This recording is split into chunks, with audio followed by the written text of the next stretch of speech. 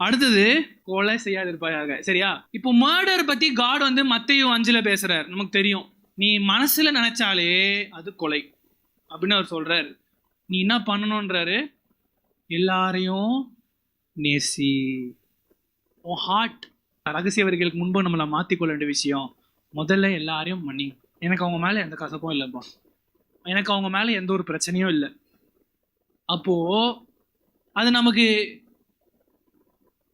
அதுக்கு நமக்கு மெயினாக வேண்டியது அகாப்பே தான். புதிய ஏற்பாட்டில் நமக்கு மெயினாக அகாப்பே வேணும். பழைய ஏற்பாட்டில் மன்னிக்கவே முடியாது. பல்லுக்கு பல் கண்ணுக்கு கண்ணு தான். இவர் என்னதான் சொன்னாலும் நீ செஞ்சல நான் அவனை சாகடிக்கிறேன்டா அப்படின்னு தான் இருக்கும். போட்டு நவுத்தாம விட மாட்டான். நீ செஞ்சல அப்படின்ற மாதிரி தான் இருந்துச்சு. ஆனால் புதிய ஏற்பாடுல ஆண்டவர் என்ன சொல்றாரு? கொஞ்சம் கிருபை காட்டலாமே எல்லாருக்கும், கொஞ்சம் கிரேஸ் எல்லாருக்கும் காட்டலாம்ல. கிருபை காட்டுங்கப்பா எல்லார்கிட்டையும். நம்ம சபையில் இருக்கிறவங்களும் சரி, வெளியே இருக்கிறவங்களும் சரி, கிருபை காட்டலாம். கிரேஸ், காடுடைய அகாப்பை நமக்குள்ள இருந்துச்சுன்னா நம்ம கிரேஸை காட்டுவோம் நம்ம லைஃப்ல எல்லாருக்கும். போட்டோ விடு, போட்டோ விடு, நம்ம என்ன ஆக போகுது? நாளைக்கு ஆண்டர் வந்துட்டாருன்னா எதுக்கு முட்டிக்கிட்டு தேவையில்லாம? போட்டோ விடு. Grace, show grace. எத்தனை தடவை எடுத்திருக்கோம் இங்க இருந்து இல்லையா? கிருபை, அவர் கிருபை காமிச்சார்ல. அவர் மட்டும் கிருபை காட்டலன்னா, மூஞ்சி தூக்கி வச்சிருந்தாருன்னா முஞ்சி போச்சு நம்ம வாழ்க்கையே. அப்போ நமக்கு ஏன் கிருபை காட்ட முடியல அப்படின்றது நமக்கு தெரியல. அப்போ ஏதோ நம்மளை பிடிச்சிட்டு இருக்கு இல்லையா? அப்போ மர்டர், அகாபே, ஷோ கிரேஸ். மற்றவங்களுக்கு கிருபையை காட்டுங்க. ஆண்டவர் காட்டினார்ல, ஆண்டவர் மன்னிச்சார்ல. நம்மளே யோசிப்பேன், நான் எப்பேற்பட்ட பாவி தெரியுமா, பாவி தெரியுமான்னு பேசுறோம்ல, அதுக்கு மட்டும் பேச முடியுதுல்ல. அவன் அங்க புரியுதே நமக்கு, ஆண்டவர் என்ன மன்னிச்சாரே, எவ்வளோ பெரிய பாவி நான், என்ன மன்னிச்சாரே, என்னால ஏன் அவனை மன்னிக்க முடியல நம்மளை கேட்டுக்கணும். அப்போ என்னால மன்னிக்க முடியலன்னா எனக்குள்ள ஆவியானவர் இல்லை. ஓகேவா? பாயிண்ட். அடுத்தது விபச்சாரம். இதை பத்தியும் நம்ம பார்த்தோம். இதுக்கும் மத்தேயு 5ல மனதளவுல நீ இச்சைத்தனா கூட பாவம் தான். அப்போ இச்சை அப்படின்னா ஆப்போசிட்ல என்ன இருக்கும்? இச்சை, அடக்கம், செல்ஃப் கண்ட்ரோல். அடுத்தது களவு. களவுன்னா என்ன அர்த்தம்? திருடாத. அப்போ திருடக்கூடாதுன்னா என்ன செய்யணும்? ஆப்போசிட் என்னது? கிவ், கொடு. நம்ம நிறைய தடவை 10 காட்டிலே படிச்சிருப்போம். ஆனா இப்படி படிச்சாதான் நம்ம லைஃப்ல ஏறும். செய்யாத செய்யாத செய்யினா நம்ம லைஃப்ல என்ன எடுத்துக்கணும்? திருடக்கூடாது அப்படின்னா ஓகே, நான் திருட மாட்டேன், நான் ஏன் கொடுக்கணும்ன்ற மனசு யோசிக்கும்.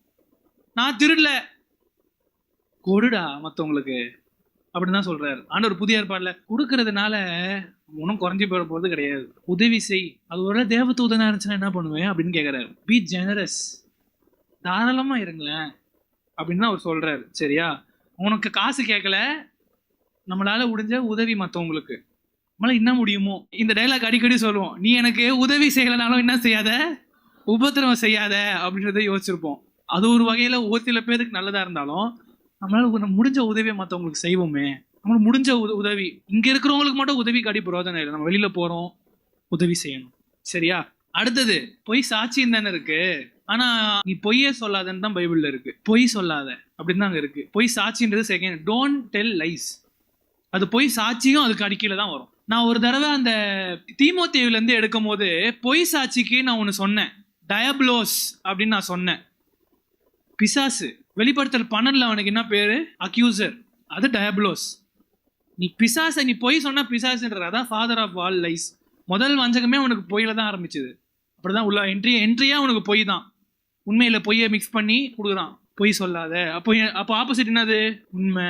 அடுத்தது கடைசி. நீங்க 10 காட்டிலே படிச்சு பாருங்க. இது ஒண்ணுதான் தாட் லெவல். நீ யோசிக்க கூட யோசிக்காத உனக்கு அது வேணும்ன்றார். தாட் லெவல், மனதளவில் அதை கை வைக்கிறாரு. நீ யோசிக்க கூட யோசிக்காத இன்னொருத்தனுடைய பொருளை உனக்கு வேணும்ன்ட்டு நீ என்ன பண்ணாதுன்னு போட்டிருக்கு. யோசிக்க கூட யோசிக்காத. நம்ம நிறைய பேர் அதை பண்ணுவோம். ஒரு சாரி பயங்கரமா போச்சு அப்படின்னா, அந்த கலர்ல எனக்கு வேணும்டி, நீ போற நல்லிக்கு எடுக்கிறோம், அது வேணும். அதுதான் அந்த ஆசை. இன்னொருத்தனுடைய பொருளை நீ செய்யாதிருப்பாயாக. அது என்னவா இருந்தாலும் சரி, இன்னொருத்தவங்களுடையது. ஆனா இயேசு என்ன சொல்றாரு? இந்த பூமிக்குரியதே நீ யோசிக்காதன்றாரு. ஏன்னா அதுவே இன்னொருத்தனுடையது. யாருடையதுன்றாரு? அது வேற ஒருத்தனுடையது. இது ஏன் ராஜ்யம் இல்ல, என் ராஜ்யம் வேறன்றார். கரெக்டா? என் ராஜ்யமே வேற, இது வேற ஒருத்தன் கையில இருக்குது. இப்போ the ruler of this world, 2 Corinthians 4:4. இந்த உலகத்தின் பிரபஞ்சத்தின் அதிபதி அவன் தான். அவனுடையது நீ யோசிக்காத. நம்ம ஒரு படி மேல போகணும். அப்போ தாட், அவனுடைய காரியங்கள், இச்சைகளை நீ யோசிக்க கூட யோசிக்காதான். அப்போ காட் வந்து சும்மா 10 கட்டளை காட்சி கொடுக்கல. இந்த எல்லா கட்டளைகளும் இது ஒண்ணுதான் யோசனை லெவல்ல பிடிக்கிறார். அதுவும் பினிஷிங் டச் குத்து முடிக்கிறார். இது எல்லாமே இந்த ஒண்ணுத்துல வந்துடும். மேபி நீ யோசிச்சனாலே தப்புன்ற மாதிரி தான் வருது. நீ யோசிக்கிறது கடவுளுக்கு தெரியும்ன்றது புதிய ஏற்பாடுல இல்லைங்க. ஆதியாகமம் 4வது அதிகாரத்திலே வந்துச்சுன்னு நான் சொன்னேன். புதிய ஏற்பாடு கட்டளை அல்ல, ஆதியாகமம் 4லயே வந்துருச்சு. நான் பேசிட்டதுனால என் யோசனை எல்லாம் அப்படியே வெள்ளையா இருக்குன்னு சொல்லல. எல்லாரும் மாத்திக்கணும். ஏசு நைட் வந்துட்டாருன்னா ஒன்றும் பண்ண முடியாது. நம்மளுடைய யோசனை, ஆண்டவரே யோசனையை நீங்க 10 கட்டளையிலே பிடிச்சி வச்சிட்டீங்களா? நம்ம அநேக நேரத்துல இதை யோசிக்கவே இல்லை. நானே யோசிக்கல. காலில் படிக்கும் போது தான் எனக்கு புரிஞ்சுது. இது ஒண்ணுதானே தாட் லெவல்ல கை வைக்கிறாரு. யோசிச்சாலே எனக்கு அது வேணும், அப்படியே உள்ள இருந்து ஏறும். ஒரு சில ஆசையெல்லாம் பாத்தீங்கன்னா செம்மையா இருக்கு, இப்படி உள்ள இருந்து ஏறும். அந்த பொருள் எனக்கு வேணும். அது வெறும் சின்ன பிள்ளைங்களை சொல்லி ப்ரோஜனம். நம்ம சின்ன பிள்ளைங்க தான் அடம் பிடிக்கிறோம் அப்படின்னு சொல்லுவோம். ஆனா காடுக்கு முன்னாடி நம்ம எல்லாருமே சின்ன பிள்ளைங்க தான். அவருக்கு தெரியும் நம்ம யாரெல்லாம் அடம் பிடிக்கிறோம்ட்டு. எனக்கு அது வேணும், எனக்கு அது வேணும்ன்ட்டு. அதனாலதான் சொன்னேன், இப்போ ஆரம்பத்துல வந்துடுறேன், அதுலயே முடிச்சிடுறேன். எனக்கு எது வேணும், எனக்கு எது வேணான்றது மனசாட்சியிலே தான் நிக்கிறோம். எனக்கு இது வேணும் அப்படின்னா ஆண்டது வேணாம்னா என்ன பண்ண முடியும்? எனக்கு ஒரு கோல்டு கலர் வாட்ச் வேணும்னு எனக்கு ஆசை. ஆண்டவர் உனக்கு இல்லை, நீ வாட்சே போடக்கூடாது, நீ வெறும் கையா இருக்கிறது எனக்கு பிடிச்சிருக்கு அப்படின்ட்டாருன்னா என் காட் இப்படி சொல்ல மாட்டாருன்னு நினைக்கிறீங்களா? கண்டிப்பா சொல்லுவார். அவரால் என்ன வேணா சொல்ல முடியும். நீ வெறும் கையில போ, எனக்கு அது பிடிச்சிருக்கு, நீ வெறும் கையில போ அப்படின்னு யாராச்சும் சொன்னார் அப்படின்னா இல்ல வாட்ச் ஊத்திக்கும். அதுவும் கரெக்டா யாரை பார்த்து தெரியுமா சொல்லுவாரு? பயங்கர ஆசைன்னு பார்த்தா சொல்லுவாரு. எனக்கு அவ்வளோ வாட்சஸ் தான் இஷ்டம். ஸ்மார்ட் வாட்ச் வச்சு வாங்கணும், இது பண்ணும், அது பண்ணும். அவனை பிடிச்சிதான் ஆண்டர் சொல்லுவார். நமக்கு எதில் அதிகமா இருக்கோ ஆசை, நீ இப்படி இல்லாம இருக்கிறதே எனக்கு பிடிச்சிருக்கு அப்படின்னு சொல்லுவார். அப்போ பேசிக்கா நம்ம வந்து எல்லாத்தையும் வெறுக்கணும் தான் காட் சொல்றாரு. அப்புறமே காட் ஒரு இன்ட்ரோடக்ஷன் கொடுக்குறாரு. 10 கட்டளையை கொடுத்த உடனே ஒரு ஆல்டரை கட்டு, பலிபீடத்தை கட்டி. ஏன் கொடுக்கணும்? நான் கொடுப்பேன், நீ பாவம் செய்வேன், எனக்கு தெரியும். சூப்பர்ல காடு. 10 கட்டளையை கொடுத்த உடனே பலிபீடத்தை சேர்த்து குத்துறாரு. நீ பாவம் செய்வடா, நான் 10 கட்டளை என்னதான் கொடுத்தாலும் நீ பாவம் செய்வ, ஏன்னா நீ மனுஷன். ஆனா அந்த பலிபீடம் மண்ணுல செய். ஏன் ஆண்டவர் மண்ணுல செய்ய சொல்றாரு? ஏன் கல்ல செய்யாத? அப்படி கல்ல செஞ்சனா அதை கத்தியால வெட்டாத கல்ல செய்யறாரு. ரொம்ப அவ்வளோ பயங்கரம் டெப்த் எல்லாம் போவேனா. மண்ணுன்றது நீ சிம்பிளா பண்ணு. நீங்க தானியல் படிச்சு பாத்தீங்கன்னா கொஞ்சம் ஒரு சில ஐடியாஸ் கிடைக்கும். கல்லை வச்சு நீ செதுக்குன அப்படின்னா அது ஓன் எஃபர்ட் ஆயிடும். மண்ணுல செஞ்ச அப்படின்னா இயேசு எப்படி இந்த பூமி உருவாக்குனாரோ அப்படியே நான் செய்யறேன். ஆனா ஒரு கல்லை அதை வெட்டி அதை செதுக்கி செய்யாத. உன் கிரியைய உன் பாவத்துக்கு பலியிட செய்யறதுக்கு நான் விரும்பல. அதான் ஆண்டவர் சொல்றாரு. நீ செஞ்ச பாவத்துக்கு பலிக்கு தான் நான் ஆல்டர் கட்டுறேன்.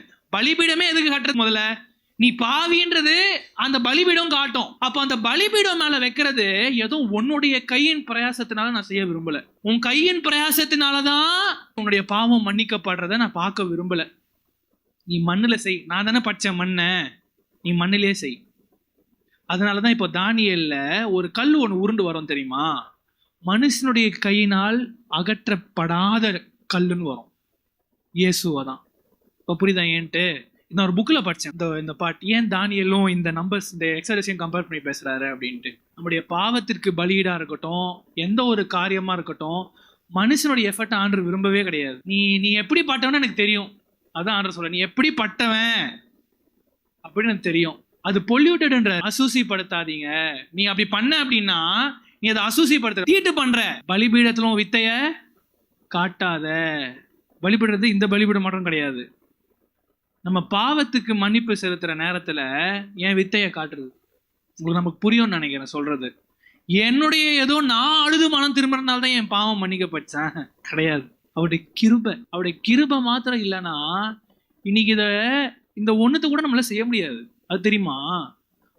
ஒரு கட்டளை கூட நம்மளால செய்ய முடியாது. கரெக்டா இயேசு எதிர்பார்க்குற மாதிரி நம்மளால செய்ய முடியாது. இன்னைக்கு நம்ம அநேக கட்டளைகள் நம்ம கைப்பிடிக்கிறதுக்கான பலன் கிடைத்ததுக்கே நம்ம அப்படியே காலில் ஊழ்ந்து முத்தமிட்டுனே இருக்கணும் ஆண்டவருக்கு. ஏன்னா ஓய்வு நாள் கரெக்டாக அனுசரிக்க உதவி செஞ்சீங்களே. எத்தனையோ பேர் செவன்த் டே அட்வென்டிஸ்டா இருந்துட்டு வெறும் ஓய்வு நாள் மட்டும் அனுசரிக்கிறாங்க. எங்களுக்கு கட்சிதை கிருபை, எங்களுக்கு வேற தெய்வத்தை நோக்கி ஓட விடலையே. நீங்க ஒன்னு கடைபிடிக்கிறதுக்கே அவருக்கு கிருபை வேணும். அதனால ஒன்னு கடைபிடிச்சோடனே நான் பெரிய ஆள் நம்ம நினைச்சிக்க முடியாது. ஏன்னா எல்லாமே தாட் லெவல்ல தான் ஆரம்பிக்குது. நீ இந்த உலகத்துக்குரியதை யோசிக்காத, யோசிக்கவே யோசிக்காத. அப்போ ஏதோ ஒரு வகையில நம்ம கண்டிப்பா தவறுறோம். ஏதோ ஒரு வகையில இந்த 10 கட்டளையே நம்ம சுயத்துல அட்டெம்ப்ட் பண்ணோம்னு வைங்க, அது எப்படி சொல்றது, மிசரபிள் ஃபெயிலியர் அப்படின்னுவாங்கல்ல, கேவலமான ஒரு தோல்வி. என்னுடைய சுயத்தினால இதை கைப்பிடிக்கணும்னா அவருடைய ஆவியானவர் அதுக்கு தான் கொடுத்துருக்காரு.